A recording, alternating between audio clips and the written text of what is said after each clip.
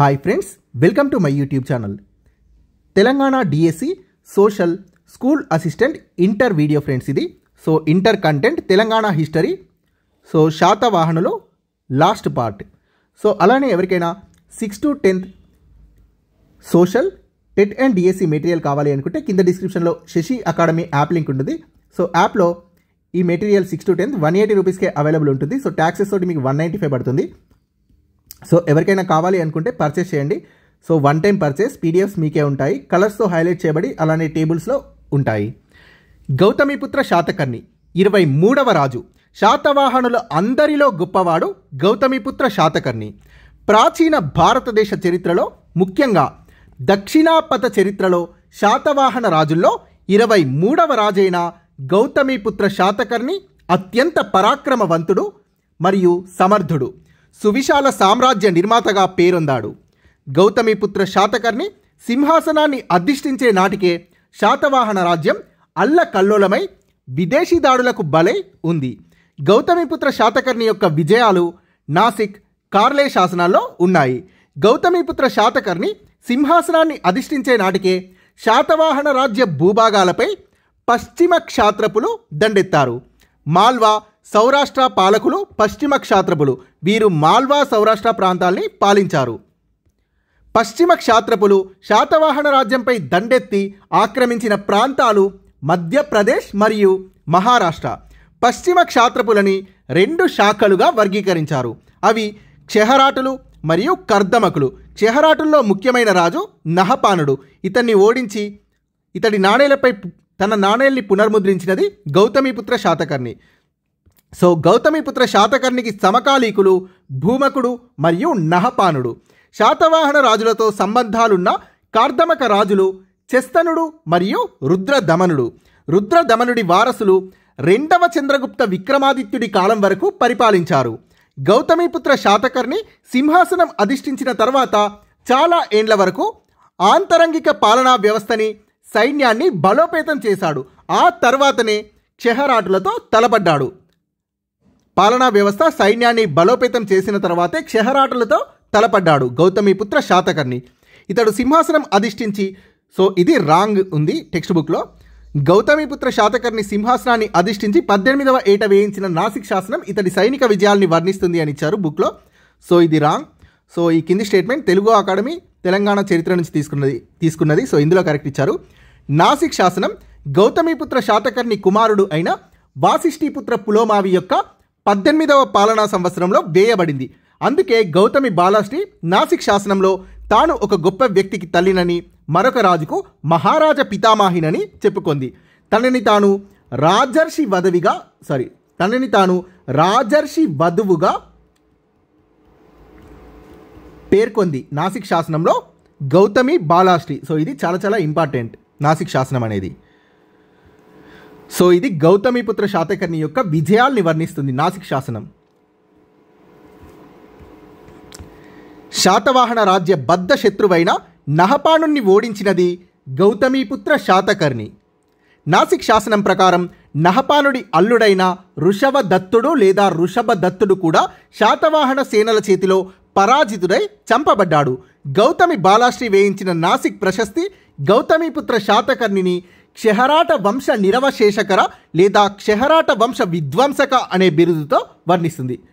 So క్షహరాట వంశ నిరవశేషకర అనే బిరుదుతో వర్ణిస్తుంది. So దీని అర్థం క్షహరాట వంశాన్ని విధ్వంసం చేసినవాడు, నాశనం చేసినవాడు అని. ఈ విజయం గౌతమిపుత్ర శాతకర్ణి కీర్తి ప్రతిష్టలతో పాటు శాతవాహన రాజ్యాన్ని బలోపేతం చేసింది. గౌతమి బాలాశ్రీ యొక్క నాసిక్ శాసనం గౌతమిపుత్ర శాతకర్ణి శక, యవన, పహ్లవ రాజులపై విజయం సాధించినట్లు పేర్కొంటుంది.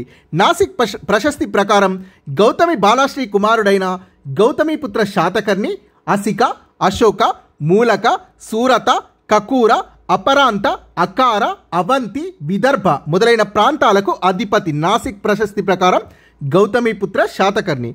సో నాసిక్ ప్రశస్తి ప్రకారం గౌతమిపుత్ర శాతకర్ణి అధిపతిగా ఉన్న ప్రాంతాలు.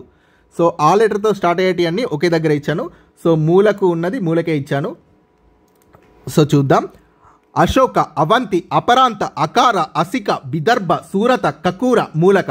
సో వీటన్నింటికీ గౌతమిపుత్ర శాతకర్ణి అధిపతిగా ఉన్నట్లు నాసిక్ ప్రశస్తి తెలియజేస్తుంది. గౌతమిపుత్ర శాతకర్ణి తన పాలనా కాలంలో ప్రజలకు సుస్థిరమైన పాలన అందించాడు. గౌతమిపుత్ర శాతకర్ణికి ఇవ్వబడ్డ బిరుదులు ఏక బ్రాహ్మణ, ఆగమ నిలయ, క్షత్రియ దర్పమాణ, త్రిసముద్రతోయ పీతవాహన, శాతవాహన కుల యశ ప్రతిష్టాపనాకర. సో ఈ బిరుదులన్నీ గౌతమిపుత్ర శాతకర్ణివి. గౌతమిపుత్ర శాతకర్ణి వర్ణాశ్రమ ధర్మాన్ని పరిరక్షించాడు. వర్ణాశ్రమ ధర్మంను పరిరక్షించినది గౌతమిపుత్ర శాతకర్ణి. గౌతమిపుత్ర శాతకర్ణి అనంతరం సింహాసనాన్ని అధిష్ఠించిన ఇతడి కుమారుడు వశిష్ఠీపుత్ర పులోమావి, లేదా ఇతన్నే రెండవ పులోమావి అంటారు. కడపటి శాతవాహనులు. సో ఇది కూడా టెక్స్ట్ బుక్లో కొంత రాంగ్ అనే చెప్పాలి. రెండవ వాశిష్ఠిపుత్ర పులోమావి కాదు. సో అయితే రెండో పులోమావి అనాలి, లేదా వాశిష్ఠిపుత్ర పులోమావి అనాలి. సో వాశిష్ఠిపుత్ర పులోమావి లేదా రెండవ పులోమావి కాలం నుండి శాతవాహనుల శాసనాలు, నాణేలు ఆంధ్రదేశంలో అనేక ప్రాంతాల్లో లభించాయి. రెండవ పులోమావి కాలం నుండి, అంటే ఇక్కడి నుంచి పాలించాడు కాబట్టి. తండ్రి నుండి సువిశాలమైన రాజ్యాన్ని వారసత్వంలో పొందిన రెండవ పులోమావి శాతవాహన రాజ్య భూభాగాల్ని విస్తరింపజేయడానికి కృషి చేశాడు. నాసిక్ ప్రశస్తి రెండవ పులోమావిని దక్షిణా పథేశ్వర అని వర్ణించింది.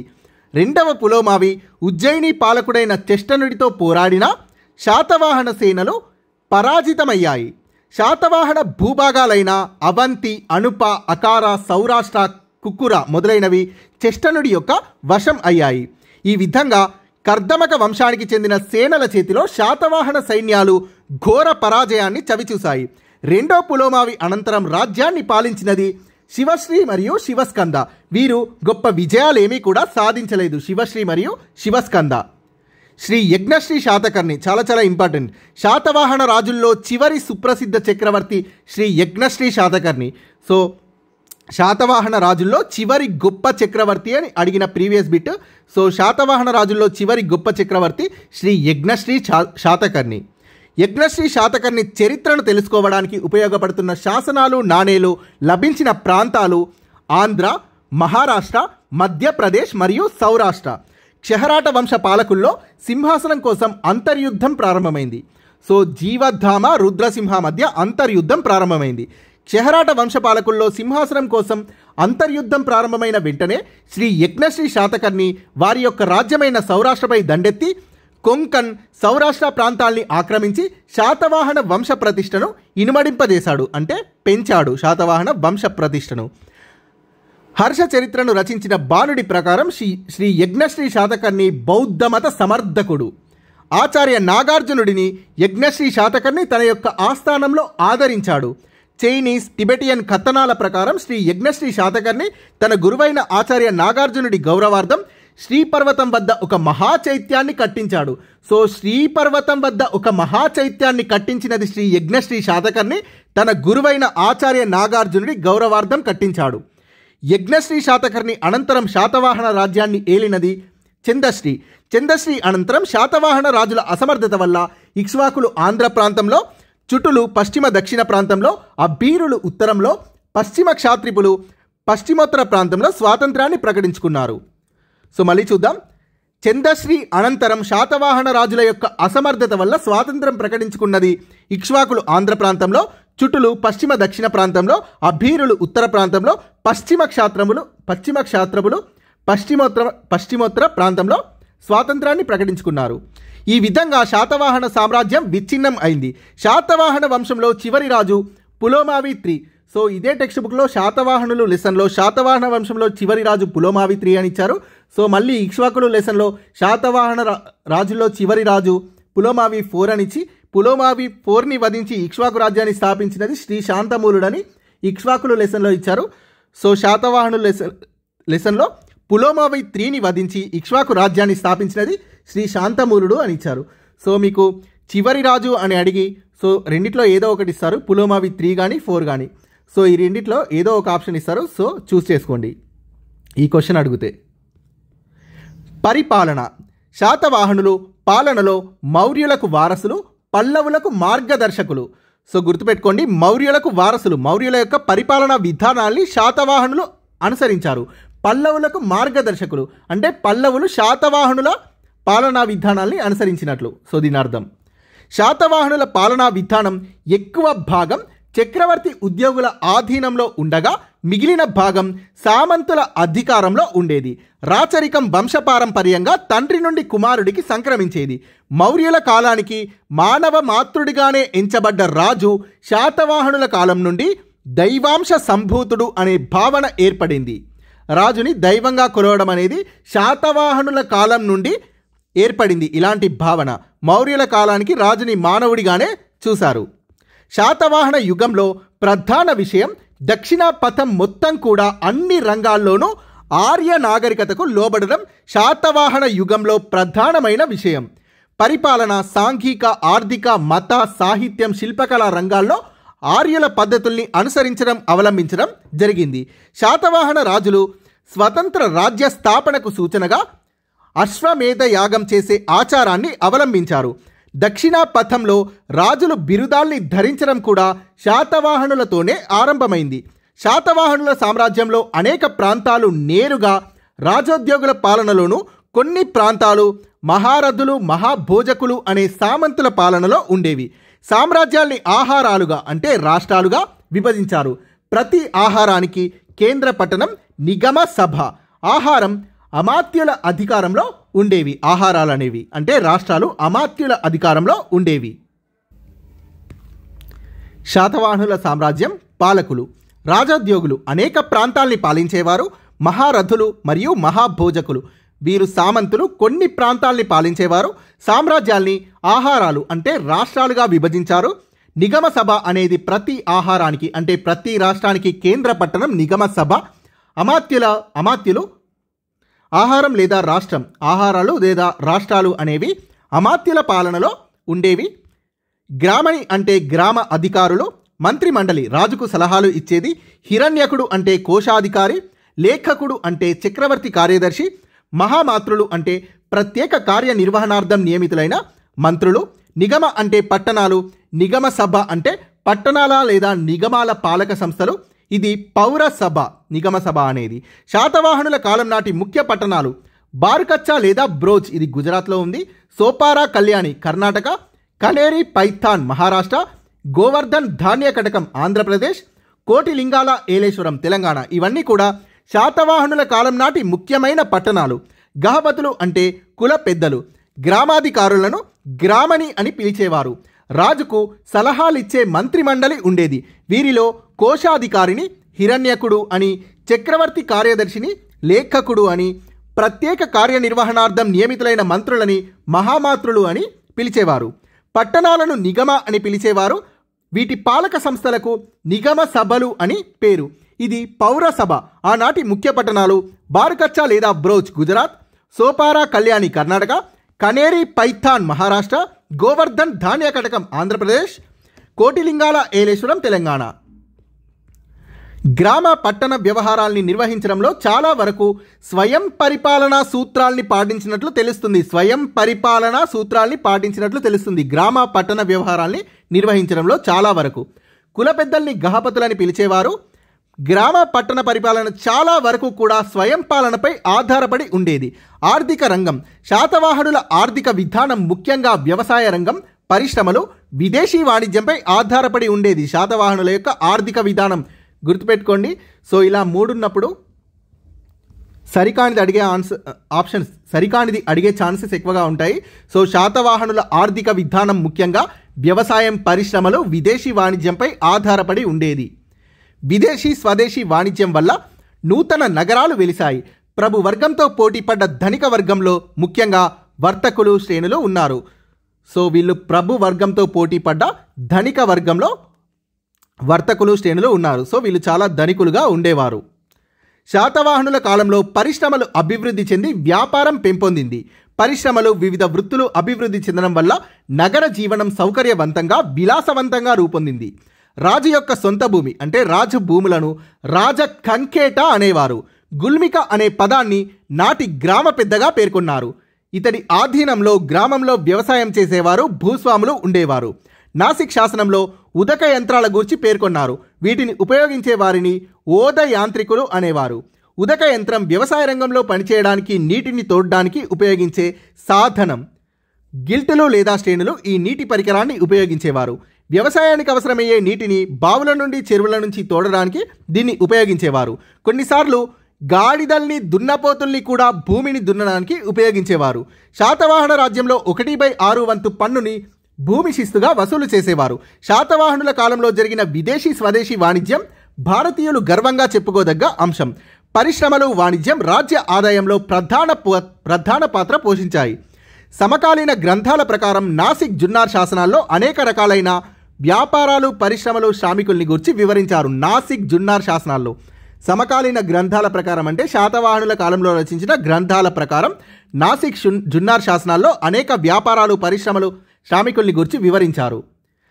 అవి కులరికలు అంటే కుండలు తయారు చేసేవారు, ఓదయాంత్రికులు అంటే నీటిని తోడే పరికరణాలైన యంత్రాలు, జలయంత్రాలు తయారు చేసేవారు, తిలపిసక లేదా నూనె తయారు చేసేవారు లేదా నూనె గానుగల పనివారు, దమ్నికులు అంటే ధాన్యం వర్తకులు, కోలికలు అంటే నేత పనివారు, వసకరులు అంటే వెదురు బుట్టలు తయారు చేసేవారు. కులరికలు కుండలు తయారు చేసేవారు, ఓదయాంత్రికులు నీటిని తోడు యంత్రాలు, జలయంత్రాలు తయారు చేసేవారు, తిలపిసక నూనె తయారు చేసేవారు లేదా నూనె గానుగల పనివారు, దమ్నికులు ధాన్యం వర్తకులు, కోలికలు అంటే నేత పనివారు, వసకరులు అంటే వెదురు బుట్టలు తయారు చేసేవారు. ప్రతి వ్యాపారం కూడా గిల్ట్ లేదా శ్రేణుల ఆధ్వర్యంలో నిర్వహించబడుతుండేది. ప్రతి వృత్తి సంఘాల్లోని సభ్యులకు ఒక సంఘం ఉండేది. అంటే ప్రతి వృత్తి పని వారికి కూడా ఒక సంఘం ఉండేది. దీంట్లో ఎన్నుకోబడ్డ సభ్యులు ఉండేవారు. గుర్తుపెట్టుకోండి, ఎన్నుకోబడిన సభ్యులు ఉండేవారు సంఘంలో. ఈ సభ్యులు సంఘాలపై గొప్ప ప్రభావం చూపించేవారు. గొప్ప ప్రభావాన్ని చూపించేవారు. గిల్టులు అనేక మార్గాల ద్వారా హస్తకళలు నెలకొల్పడానికి దోహదం చేసేవారు.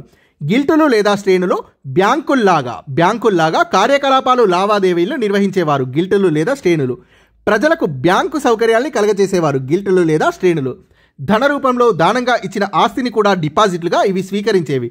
వాటిపై వచ్చిన ఆదాయాన్ని నిర్దేశించిన ప్రత్యేక ప్రయోజనాలపై ఖర్చు పెట్టేవి.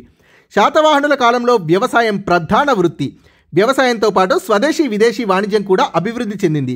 Ptolemy A guide to Geography శాసనాలు, నాణేలను అనుసరించి శాతవాహనులు దక్కన్లో వ్యాపార, వాణిజ్య కార్యకలాపాల్ని కొనసాగించినట్లు తెలుస్తోంది. తూర్పు, పశ్చిమ తీర ప్రాంతాల్లో అనేక నౌకా కేంద్రాల్ని స్థాపించి విదేశీ వాణిజ్యాన్ని సాగించారు. అమరావతి శాసనంలో కెవరూర, విజయపుర, గూడూరు, ధాన్య కటకం మొదలైన ప్రాంతాల్లో సంపన్న వర్గాలకు చెందిన వ్యాపారులు ఉండేవారు అని పేర్కొనబడింది అమరావతి శాసనంలో. తెలంగాణలోని ధూళికట్ట, పెద్దబంకూర్, కొండాపూర్, కోటిలింగాల ప్రాంతాలు గొప్ప వ్యాపార కేంద్రాలుగా అభివృద్ధి చెందాయి. ధూళికట్ట, పెద్దబంకూర్, కొండాపూర్, కోటిలింగాల గొప్ప వ్యాపార కేంద్రాలుగా అభివృద్ధి చెందాయి తెలంగాణలోని. శాతవాహనుల కాలంలో దేశీయ వ్యాపారంలో ముఖ్య రవాణా సాధనంగా ఉపయోగించినది ఎడ్ల బండ్లను. వీటి ద్వారానే సరుకులు సరఫరా అయ్యేవి. విదేశీ వ్యాపార కేంద్రాలకు ముఖ్య పట్టణాలుగా పైఠాన్, జున్నార్, నాసిక్లు, అలానే వైజయంతి కర్ణాటక, బర్గజ లేదా బ్రోచ్ గుజరాత్ పట్టణాలు పశ్చిమ వైపున గల నౌకా కేంద్రాలుగా ప్రసిద్ధి చెందాయి. మళ్ళీ చూద్దాం. విదేశీ వ్యాపార కేంద్రాలకు ముఖ్య పట్టణాలు పైఠాన్, జున్నార్, నాసిక్లు, పశ్చిమ వైపు గల నౌకా కేంద్రాలు వైజయంతి కర్ణాటక, బర్గజ లేదా బ్రోచ్ గుజరాత్. సో ఇవి ప్రసిద్ధి చెందాయి నౌకా కేంద్రాలుగా. పశ్చిమం వైపు విదేశీ వ్యాపార కేంద్రాలకు ముఖ్య పట్టణాలు ఇవి పైఠాన్, జున్నార్, నాసిక్. ఈ రేవు కేంద్రాల నుండి నాణ్యమైన వస్త్రాలను విదేశాలకు ఎగుమతి చేసేవారు. మస్లిన్, పట్టు, సిల్క్తో కూడిన వస్త్రాలు ఇక్కడ ముఖ్య ఎగుమతులు. బర్గజ లేదా బ్రోచ్ నేటి గుజరాత్లోని సూరత్, సోపారా కర్ణాటకలోని కళ్యాణి ముఖ్య తీర ప్రాంతాలు లేదా నౌకా కేంద్రాలు. వ్యాపారులు తమ నివాస ప్రాంతాలుగా తీర ప్రాంతాల్ని ఎంచుకునేవారు. అవి విజయపుర, కోడూర, కెవ్వూర. ప్రాచీన భూగోళ శాస్త్రవేత్తల రచనల ప్రకారం తూర్పు వైపు గల తీర ప్రాంతాలైన కంటకశాల, కోహార లేదా గూడూరు, అల్లోసిన్, మసోలియా అంటే మచిలీపట్నం ప్రాంతాల్ని అంతర్గత నౌకా మార్గాల కేంద్రాలుగా ఉపయోగించేవారు. ప్రాచీన భూగోళ శాస్త్రవేత్తల రచనల ప్రకారం కంటకశాల, కోహార లేదా గూడూరు, అల్లోసిన్, మసోలియా అంటే మచిలీపట్నం. వస్తు మార్పిడి ద్వారా వర్తక వ్యాపారాలు జరిగేవి. నాణేలను సీసం, తగరం, రాగి, వెండితో తయారు చేసేవారు. ముఖ్యంగా కార్షపణ ఎక్కువగా ఉపయోగించబడ్డ నాణెం. బంగారు నాణేలను సువర్ణాలు అని పిలిచేవారు శాతవాహనుల కాలంలో. బంగారు గనులు శాతవాహనుల రాజవంశంలో విరివిగా ఉన్నాయి. సో గుర్తుపెట్టుకోండి, ఈ బంగారు గనులు శాతవాహనుల రాజవంశంలో విరివిగా ఉన్నాయి, చాలా ఎక్కువగా ఉన్నాయి. సమాజం. హాలుడి గాథా సప్తశతి, అమరావతి స్తూపాల్లోని శిల్పాల్ని బట్టి శాతవాహనుల యొక్క సామాజిక పద్ధతుల్ని తెలుసుకోవచ్చు. ఆనాడు కుటుంబ వ్యవస్థ మిశ్రమమైందిగా చెప్పుకోవచ్చు. ఆనాటి కుటుంబ వ్యవస్థని కుటుంబ వ్యవస్థ పితృస్వామ్యమైంది. కుటుంబాలు సాధారణంగా సమిష్టి పద్ధతిలో ఉండేవి. కుటుంబ సభ్యులందరూ సమిష్టిగా విరాళాలు ఇచ్చినట్లు అమరావతి శాసనంలో పేర్కొన్నారు. సామాజిక స్థితిగతులు అనేవి ఆర్థికంగాను కులాల ఆధారంగాను నిర్ణయించేవారు. సమాజాన్ని 4 తరగతులుగా విభజించారు. వృత్తుల ఆధారంగానే కులాల్ని ఏర్పరిచారు. చాలా చాలా ఇంపార్టెంట్ ఇది. వృత్తుల ఆధారంగానే కులాల్ని ఏర్పరిచారు. ఆ 4 తరగతులు: మొదటి తరగతిలో కేంద్ర పాలనలో గల అధికారులు, రాష్ట్రాల పాలకులు, జిల్లా అధికారులుగా చెప్పుకోవచ్చు. ఉదాహరణ మహాసేనాపతి, మహాభోజ, మహారథికాలు. రెండో తరగతిలో చేర్చదగ్గ వారు అమాత్యులు, మహాపత్ర, శ్రేష్ఠి లేదా గిల్ట్ లేదా వర్తకులు. మూడో తరగతిలో వైద్యులు, చేతి వృత్తుల వారు, రైతులు, నగలు చేసేవారు. 4 లేదా చివరి తరగతిలో చేర్చదగ్గవారు పనిచేసేవారు, నేత పనివారు మరియు కుమ్మరులు. సో మళ్ళీ చూద్దాం. 1వ తరగతిలో కేంద్ర పాలనలో గల అధికారులు, రాష్ట్రాల పాలకులు, జిల్లా అధికారులు. ఉదాహరణ మహాసేనాపతి, మహాభోజ, మహారథికాలు. 2వ తరగతిలో అమాత్యులు, మహాపత్ర, శ్రేష్ఠి లేదా గిల్ట్ లేదా వర్తకులు. 3వ తరగతిలో వైద్యులు, చేతి వృత్తులు గలవారు, రైతులు, నగలు చేసేవారు. 4వ తరగతిలో పనిచేసేవారు, నేత పనివారు, కుమ్మరులు. శాతవాహనుల కాలం నాటి శాసనాల్లో వివిధ తరగతులకు చెందిన వృత్తి పనివారిని పేర్కొన్నారు. శాతవాహనుల కాలం నాటి శాసనాల్లో వివిధ తరగతులకు చెందిన వృత్తి పనివారిని పేర్కొన్నారు. వారు హాలికులు అంటే వ్యవసాయదారులు, రైతులు. శరీలు, శ్రేణులు, వ్యాపారులు. గదికులు, సుగంధ ద్రవ్యం తయారు చేసేవారు. వీరినే ఔషధాలు, రసాయనాలు తయారు చేసేవారిగా చెప్పవచ్చు. నెక్స్ట్ వదకులు, వడ్రంగులు. కోలికులు అంటే నేత పనివారు. తిలపిసకారులు అంటే నూనె ఉత్పత్తులు చేసేవారు. కమ్మరులు అంటే ఇనుప పరికరాలు చేసేవారు. సో మళ్ళీ చూద్దాం. వృత్తి పనివారు వీరందరూ. హాలికులు అంటే వ్యవసాయదారులు, రైతులు. శరీలు అంటే శ్రేణులు, వ్యాపారులు. గదికులు సుగంధ ద్రవ్యం తయారు చేసేవారు. వీరినే ఔషధాలు, రసాయనాలు తయారు చేసేవారు అని అన్నారు. బదకులు అంటే వడ్రంగులు. కోలికులు అంటే నేత పనివారు. తిలపిసకారులు అంటే నూనె ఉత్పత్తులు చేసేవారు. కమ్మరులు అంటే ఇనుప పరికరాలు చేసేవారు. దీనికి అదనంగా బ్రాహ్మణ, క్షత్రియ, వైశ్య, శూద్రులను సమాజంలోని 4 వర్ణాలుగా చెప్పుకోవచ్చు. ఇంకా ఆర్య సంస్కృతిని సమాజంలో వ్యాప్తి చేశారు. శాతవాహనుల సమాజం ముఖ్యంగా పితృస్వామ్యమైంది. ఇంకా ఈ కాలంలో మిశ్రమ వ్యవస్థని చూడవచ్చు. కుటుంబంలో ప్రధాన పాత్ర తండ్రిది. పురుషాధిక్యత నాటి సమాజంలో ప్రధానంగా కనిపిస్తుంది. పురుషుల యొక్క ఆధిక్యత. ఇంటికి పెద్ద తండ్రి లేదా ఇతన్నే గృహపతి అని కూడా అంటారు. మొత్తానికి శాతవాహనుల సమాజంపై ఆర్యుల సంస్కృతి ప్రధానంగా కనిపిస్తుంది. అంటే పితృస్వామిక వ్యవస్థను పాటించారు. ఆర్యుల సంస్కృతి అయిన పితృస్వామ్య వ్యవస్థను పాటించారు.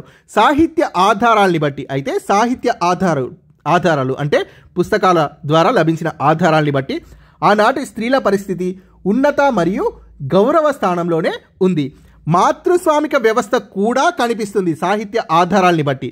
సో ముఖ్యంగా శాతవాహనుల సమాజం పితృస్వామ్యమైంది. బట్ సాహిత్య ఆధారాల్ని బట్టి మాతృస్వామిక వ్యవస్థ కూడా కనిపిస్తుంది. శాతవాహన రాజులు మాతృస్వామిక వ్యవస్థని పాటించారు. చాలా చాలా ఇంపార్టెంట్, గుర్తుపెట్టుకోండి. ముఖ్యంగా పితృస్వామ్యమైంది, అయితే మాతృస్వామిక వ్యవస్థ కనిపిస్తుంది. శాతవాహన రాజులు దీన్ని పాటించారు. రాజులు తమ పేర్లకు ముందు తల్లి పేరుతో ప్రసిద్ధి చెందారు. అంటే మాతృ సంజ్ఞలని ధరించారు. తమ పేర్లకు ముందు తల్లి పేర్లని పెట్టుకునేవారు. ఉదాహరణకి గౌతమిపుత్ర శాతకర్ణి, వశిష్ఠిపుత్ర శాతకర్ణి, యజ్ఞశ్రీ శాతకర్ణి మొదలైన వారు తల్లి పేరుతో రాణించారు. ఈ కాలంలో స్త్రీలు సభలు, సమావేశాల్లో పాల్గొనేవారు. శాతవాహనుల కాలంలో వితంతువు అయిన గౌతమి బాలశ్రీ తన కుమారుడి యొక్క బాధ్యతల్ని స్వీకరించారు. తన కుమారుడైన గౌతమిపుత్ర శాతకర్ణికి సంరక్షకురాలిగా పనిచేసింది గౌతమి బాలశ్రీ. అలాగే దేవి నాగానిక మొదటి శాతకర్ణికి భార్యగా నానా ఘాట్ శాసనాన్ని చెక్కించి సాంస్కృతిక రంగంలో క్రియాశీలక పాత్రని పోషించింది. కుటుంబ సభ్యులందరూ సమిష్టిగా విరాళాలను ఇచ్చినట్లు అమరావతి నాసిక్ శాసనంలో పేర్కొని ఉంది. కులాంతర వివాహాలు జరిగేవి. చాలా చాలా ఇంపార్టెంట్. శాతవాహనుల కాలంలో కులాంతర వివాహాలు జరిగేవి.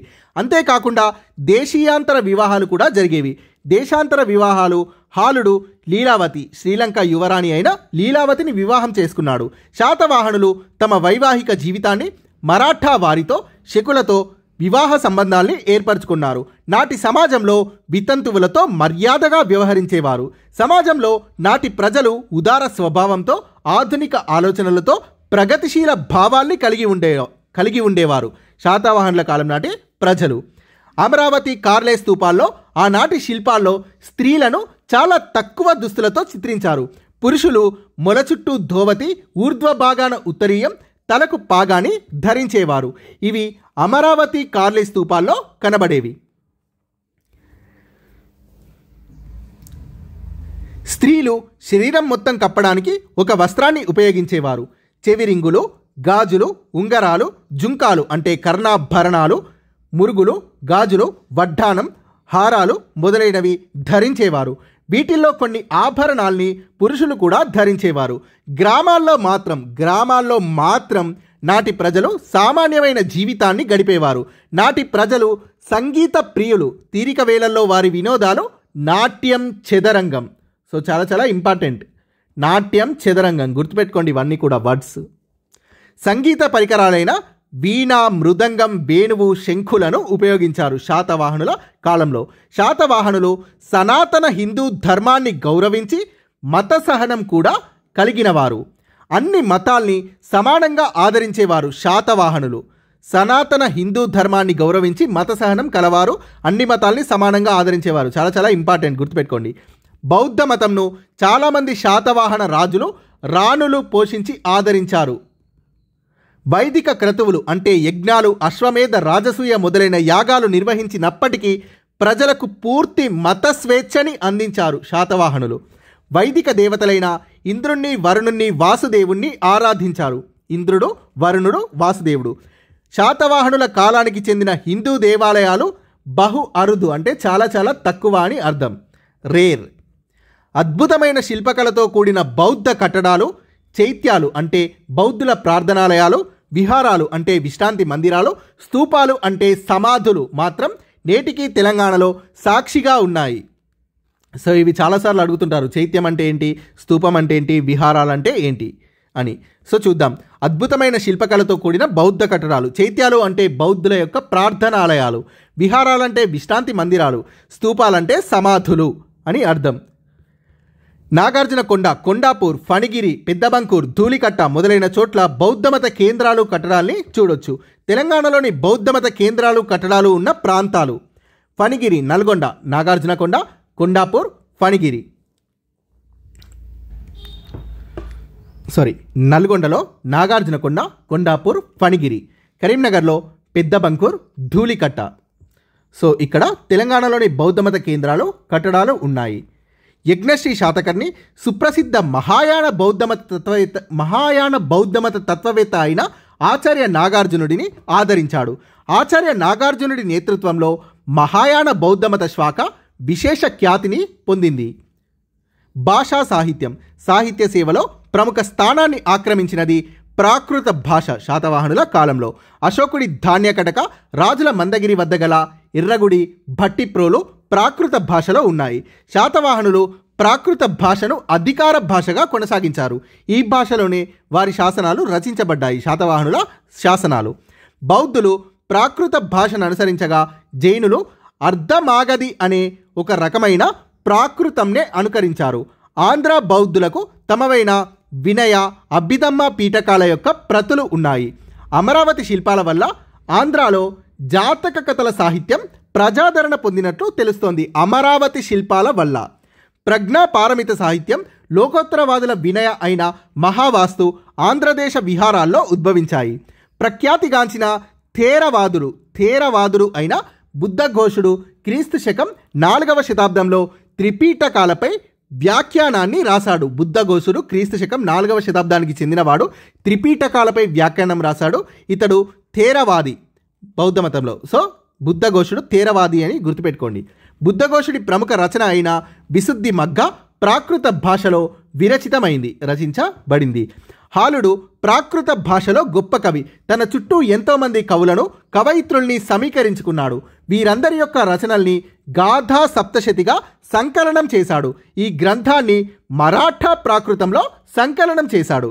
గాథా సప్తశతిలో 700 గ్రామీణ శృంగార కథల్ని పేర్కొన్నాడు. గాథా సప్తశతిలో ఈ గ్రంథం అంటే గాథా సప్తశతి అనే గ్రంథం చాలా చక్కగా రచించబడిందని ప్రశంసించినది బాణభట్టుడు. బృహత్ కథను పైశాచి ప్రాకృతంలో రచించినది గుణాఢ్యుడు అనే పండితుడు. సో ఇందులో 7000 శ్లోకాలు ఉంటాయి బృహత్ కథలో. గాథా సప్తశతిలో 700 గ్రామీణ శృంగార కథలు ఉంటాయి. సంస్కృతంలోని కథానిక సాహిత్యానికి సోమదేవుడి ప్రఖ్యాతిగాంచిన కథా సరిసాగరం అనే గ్రంథాలకు ఆధారమైన గ్రంథం బృహత్ కథ. శాతవాహనులు బ్రాహ్మణ మతానికి ప్రాముఖ్యత ఇవ్వడం వల్ల ప్రాకృత భాష స్థానంలో సంస్కృత భాష రాజాస్థానంలో ప్రాచుర్యాన్ని పొందింది. వేద శాస్త్రాల అధ్యయనం ప్రోత్సహించబడింది. పౌరాణిక సాహిత్యం ప్రజాదరణ పొందినది. శర్వవర్మ కాతంత్ర వ్యాకరణాన్ని రచించి సంస్కృతాన్ని అభ్యసించడం సులభం చేశాడు. బౌద్ధమత తత్వవేత్తలైన ఆచార్య నాగార్జునుడు, ఆర్యదేవుడు తమ గ్రంథాల్ని సంస్కృతంలో రచించారు. ఇది తత్వానికి సంబంధించిన రచనలు చేయడానికి బాగా సరిపోతుంది. సంస్కృతం అనేది తత్వానికి సంబంధించిన రచనలు చేయడానికి బాగా సరిపోతుంది. ప్రాకృతం సంస్కృతాన్ని వాడారు. దీన్ని గుణాఢ్యుడు తన బృహత్ కథలో ప్రస్తావించాడు. గాథా సప్తశతిలో అనేక దేశీ పదాలున్నాయి. ద్విభాష అంటే 2 భాషల్లో ఉన్న కడపటి శాతవాహన రాజుల యొక్క వెండి నాణేలు దేశీ అనేది ఒక ప్రత్యేక భాషగా ఉంది అనే విషయాన్ని నిరూపిస్తున్నాయి. కళలు, వాస్తుశిల్పం. దక్షిణ భారతదేశ చరిత్రలో ముఖ్యంగా దక్కన్ ప్రాంతాన్ని పాలించిన శాతవాహన రాజుల పోషణలో వాస్తు శిల్పకళ విశేషమైన అభివృద్ధిని సాధించింది. ముఖ్యంగా బౌద్ధమత సంబంధమైన కట్టడాలైన స్తూపాలు, చైత్యాలు, విహారాలు వీరి కాలంలో అనేకం నిర్మించబడ్డాయి. స్తూపం అనేది చాలా ఇంపార్టెంట్. స్తూపం లక్షణాల్లో సరికానిది అని అడిగే ఛాన్సెస్ కూడా ఉంటాయి. స్తూపం అనేది గుండ్రని ఇటుకతో కానీ రాతితో కానీ మట్టితో కానీ నిర్మించబడ్డ కట్టడం. గుండ్రటి ఇటుకతో కానీ రాతితో కానీ మట్టితో కానీ నిర్మించబడ్డ కట్టడం. స్తూపం అనేది గుండ్రంగా ఉంటుంది అని గుర్తుపెట్టుకోండి. స్తూపంకి ఛత్రం ఉంటుంది. ఆధ్యాత్మిక సార్వభౌమత్వానికి ఈ ఛత్రం చిహ్నం. నల్గొండ నూతన సూర్యాపేట జిల్లాలోని ఫణిగిరిలో శాతవాహనుల కాలంలో అత్యంత మనోహరమైన స్తూపాలు నిర్మించబడ్డాయి. ఇది ఆనాటి వాస్తుశిల్పుల ప్రతిభకు చక్కటి నిదర్శనం. ధూళికట్ట, కోటిలింగాల, పెద్ద బంకూర్ మొదలైన చోట్లలో అనేక శాతవాహనుల కళాస్తూపాలు ఉన్నాయి. స్తూపాలు, డోమ్ అంటే గుమ్మటం. స్తూపాలు, డోమ్ కట్టడాలు బౌద్ధులు ప్రవేశపెట్టారు. చైత్యాలు, చైత్యాలయాలు బౌద్ధుల యొక్క దేవాలయాలుగా ప్రసిద్ధి. స్తూపం అనేది స్తూపాలు అనేవి సమాధులే కాకుండా బౌద్ధుల యొక్క ఆరాధ్య కేంద్రాలు. ఇక్కడ బౌద్ధ భిక్షువులు ధ్యానం, యోగా మొదలైనవి చేసుకునేవారు స్తూపం దగ్గర. విహారం అనేది బౌద్ధ సన్యాసినుల నివాస కేంద్రాలు లేదా విశ్రాంతి మందిరాలు. తెలంగాణలోని బౌద్ధ స్తూపాలన్నీ కూడా సాంచి స్తూపానికి నమూనాలే. స్తూపం ఎత్తుగా గుండ్రటి వేదికపై నిర్మించబడ్డాయి. వీటిని మేద లేదా పునాది అంటారు. దీనిపైన గుండ్రటి ఆకారంలో డోమ్ గుమ్మటాన్ని నిర్మిస్తారు. దీన్ని అండ అంటారు. చివరగా దీనిపైన హార్మిక ఛత్రం వంటిది ఉంటుంది. స్తూపాల చుట్టూ ప్రాకారాలతో ప్రహారీ గోడని నిర్మిస్తారు. వీటిపైన జాతక కథలు అంటే బుద్ధుడి యొక్క పూర్వజన్మ వృత్తాంతాలున్నాయి. 4 ఆయక స్తంభాలను ప్రతి స్తూపానికి 4 వైపులా నిర్మిస్తారు. వీటిని మనం ఫణిగిరి స్తూపంలో చూడొచ్చు. తెలంగాణలోని స్తూపాల్లో గమనించదగ్గ మరో ముఖ్యమైన లక్షణం ఇటుకలతో నిర్మించిన స్తూపాలు. ఫణిగిరి నల్గొండ లేదా నూతన సూర్యాపేట జిల్లా, ధూళికట్ట కరీంనగర్ లేదా నూతన పెద్దపల్లి జిల్లా, పెద్ద బంకూర్ పెద్దపల్లిలో. సో ఫణిగిరి, ధూళికట్ట, పెద్ద బంకూర్లలో అలంకరణలతో కూడిన శిల్పాలున్నాయి. ఇవన్నీ శాతవాహనుల చరిత్రను అధ్యయనం చేయడానికి ఉపయోగపడుతున్నాయి. శాతవాహన రాజులు చిత్రకళను పోషించారు. వీటిని అజంతాలోని 9, 10 గుహల్లో చూడొచ్చు. శాతవాహనుల పతనం. శాతవాహనుల 450 సంవత్సరాల పాటు సుదీర్ఘ పరిపాలన నిరాశాజనక పరిస్థితుల్లో ముగిసింది. ఆంతరంగిక తగాదాలు, గౌతమీపుత్ర శాతకర్ణి అనంతరం సింహాసనాన్ని అధిష్ఠించిన అసమర్థులైన రాజులు పాలించడం, విదేశీ దాడులు మొదలైనవి శాతవాహన వంశం పతనానికి కారణమయ్యాయి. తెలంగాణలో శాతవాహనుల అనంతరం వారి సామంతులుగా పనిచేసిన ఇక్ష్వాకులు అధికారంలోకి వచ్చారు. ఇక్ష్వాకుల రాజధాని విజయపురి నేటి నల్గొండ జిల్లాలోని నాగార్జున సాగర్లో ఉంది. Thank you. Please subscribe this channel.